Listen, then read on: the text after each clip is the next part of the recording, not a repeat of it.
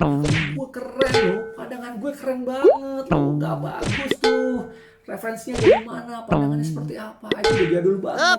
Apa kerugian dari mengerjakan skripsi secara berkelompok?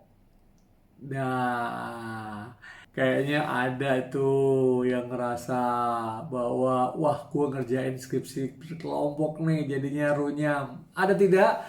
Nah, silakan simak terus video ini sampai akhir.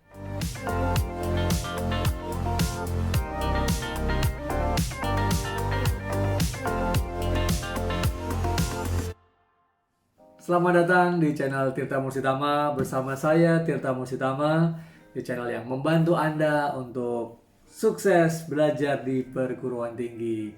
Yang sudah subscribe, terima kasih banyak ya. Channel ini berkembang karena kalian semua. Yang belum, jangan lupa subscribe dong ya sekarang. Oke? 1, 2, 3. Oke, terima kasih banyak.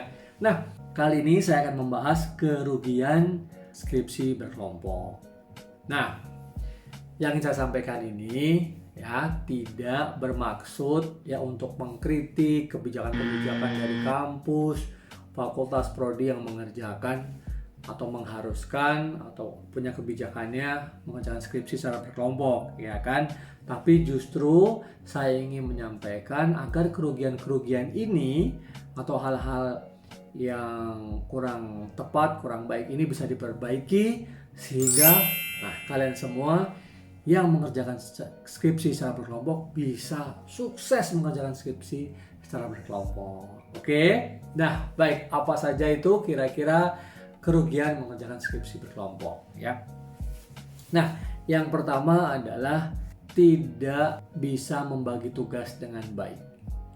Kalau kalian sudah diputuskan ya bahwa skripsi itu berkelompok, tetapi kalian tidak bisa membagi tugas dengan baik, maka yang terjadi adalah penumpukan beban kerja pada 1 atau 2 orang saja. Kalau misalnya skripsi berkelompok itu katakanlah 3 orang gitu ya, 3-4 orang lah ya, mungkin itu maksimal 5 itu udah maksimal. Memang tergantung jurusannya, prodinya ya. Tetapi menurut saya katakanlah 3 orang. Nah, atau 2 orang gitu ya. Kalau ada 2-3 orang, beban itu tugas-tugasnya harus dibagi rata. Ya memang rata tidak harus 30%, 30% gitu kira-kira. Tetapi lebih kepada secara substansinya, nah siapa mengerjakan apa. Nah dibagi-bagi saja ya, secara terbuka. Karena kalau tidak bisa dibagi dengan baik, pekerjaan itu tidak selesai. Alih-alih selesai dengan cepat gitu ya, tetapi tidak selesai. Gitu. Nah di sini ya perlu sekali ya bagaimana mengatur hubungan antara anggota. Ya. Nah makanya perlu pembagiannya secara adil, ya, disampaikan secara terbuka, masing-masing anggota melakukan apa. Untuk itu harus dihindari ya, lakukan bagaimana agar tidak terjadi penumpukan tugas hanya pada 1 atau 2 orang. Ya, jangan juga yang free rider ya. Udah, lo kan pinter, lo kan jago di situ. Ya udah lo kerjain aja deh. Gue bantu-bantu, gue bantu doa. Oh my god. Ya nggak kayak gitu dong ya. Nah, itu ya, hindari free rider. Hanya orang yang numpang ya. Orang yang nggak kerja tapi namanya tertulis di situ. Nggak ya. Nggak boleh. Nah, kalau ada seperti itu sampaikan ke dosen pembimbing juga gitu ya.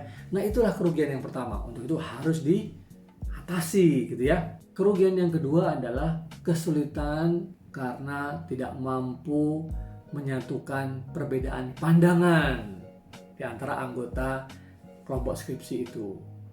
Kenapa? Nah, di sini misalnya kalau satu orang punya pandangan X, satu orang pandangannya Y, satu orang lagi Z gitu ya. Kalau tidak mampu bersatu, gimana mau selesai? Satunya mau ke X, satunya mau ke Z, maunya ke Z, ya atau ke A, B, C gitu ya. Nggak ketemu fokusnya gitu. Ya, kan ada pandangan. Kalau satu kepala, ya itu mungkin cepat mikirnya karena pandangan dia doang gitu ya. Tapi ketika ada 2 kepala, pikirannya bisa 3, pemikiran, 4 pemikiran gitu. Jadi sulit karena saking banyaknya pandangan ya. Nah, ini harus pinter-pinternya kalian agar tidak terjadi kerugian ini.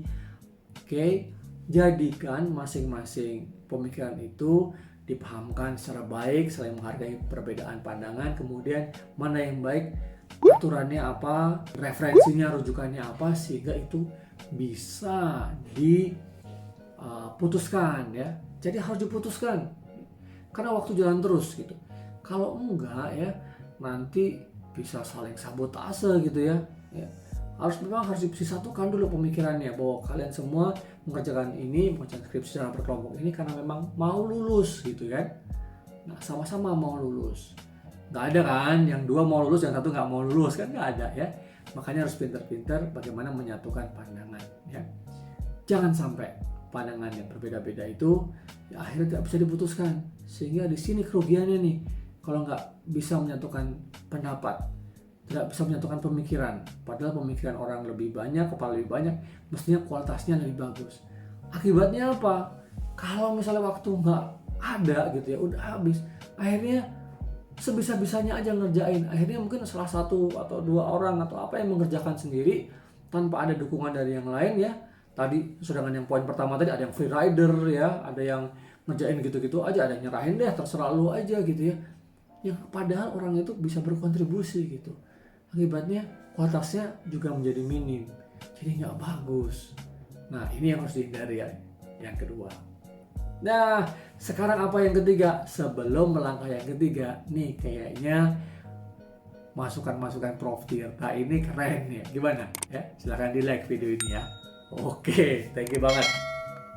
Sekarang yang ketiga ya, kerugian dari kerja kelompok itu adalah bisa menimbulkan konflik.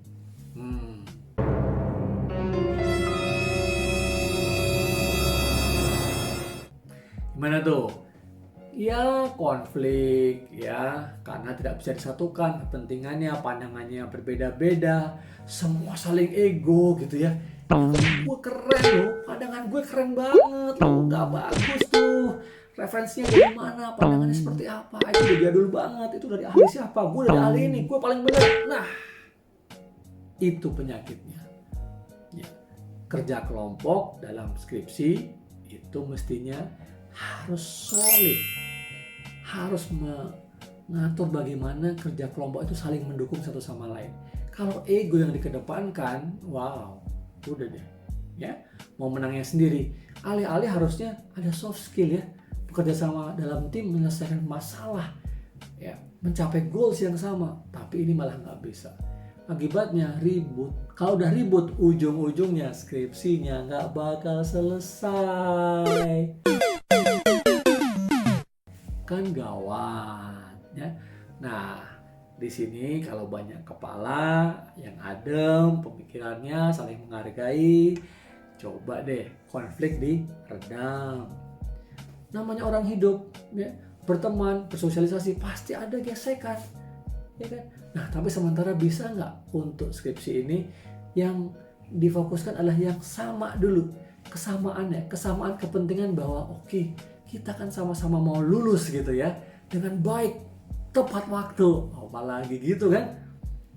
Makanya perbedaan-perbedaan singkirkan dulu ya, diredam dulu. Nah, itu tadi ya, 3 hal kerugian skripsi berkelompok. Tetapi kalau kalian bisa mentransformasikan kerugian itu menjadi keunggulan, menjadi keuntungan, keren banget.